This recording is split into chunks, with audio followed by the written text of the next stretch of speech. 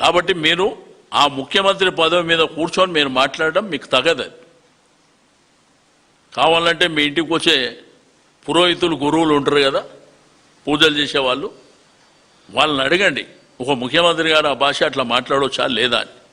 సరే, పార్టీల రాజకీయాలలో ఎవరు పడితే వాళ్ళు మాట్లాడుతుంటారో అది సర్వసాధారణం. కానీ మీరు రాష్ట్రానికి ముఖ్యమంత్రి, అది గుర్తుపెట్టుకోవాలి. Okay, okay. ఒకటే ప్రాంతంలో 16,000 ఇళ్ళు ఉన్నటువంటి ఏకైక ప్రాంతం. రెండోది, మేము గట్టిన ఇళ్లలో ఎవరు ఉంటలేరంట ముఖ్యమంత్రి గారు. మరి ఎవరిని పంపిస్తారో రేపు మీ క్యాబినెట్ నుంచి నా ఎంబడి పంపిస్తే నేను తీసుకుపోయి చూపిస్తా. ఇప్పుడు ఉన్నటువంటి డిప్యూటీ చీఫ్ మినిస్టర్ గారికి ఆ రోజుల్లోనే చూపించిన నేను. ఆయన సిఎల్పి లీడర్ ఉన్నప్పుడు తీసుకుపోయి చూపించిన.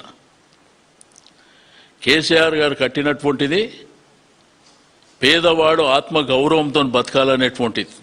2 డబుల్ బెడ్రూమ్ ఇండ్లు, ఒక హాలు, ఒక ఇండియన్, ఒక వెస్టర్న్ బాత్రూమ్.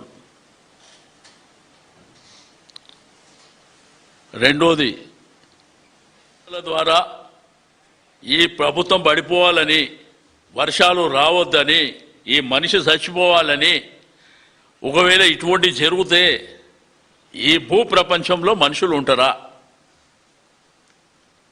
విఘ్నులైనటువంటి ప్రజలు, పురోహితులు, ధర్మాన్ని, దేవుళ్ళని నమ్ముకునేటువంటి ఎంతోమంది, యాగాలు యజ్ఞాలను నమ్ముకున్నటువంటి వాళ్ళు కూడా మీరు ఆలోచన చేయండి, ముఖ్యమంత్రి గారు ఈ విధంగా మాట్లాడవచ్చా లేదా. అసలు ఏదన్నా కానీ అడ్డంగా మాట్లాడడం నేర్చుకోరు. అడ్డంగా మాట్లాడడం, లేకపోతే బూతు మాటలు. కొత్తగా ఎయిట్ స్పీచ్ దాని మీద అన్నట్టు అసెంబ్లీలో బిల్లు పెడతారంట. ఏడికైనా స్టార్ట్ చేయాలో మీరే ఆలోచించుకోండి మీ కమిటీలు. ఈరోజు హైదరాబాద్ మహానగరం కాకతీయులు, నిజాం ప్రభుత్వాల నుంచి పేదవాడు పేదవాడుగానే ఉన్నాడు, గొప్పవాడు గొప్పవాడుగానే ఉన్నాడు. నిన్న మునుగోడులో మీ ఎమ్మెల్యే ఏం మాట్లాడాడు?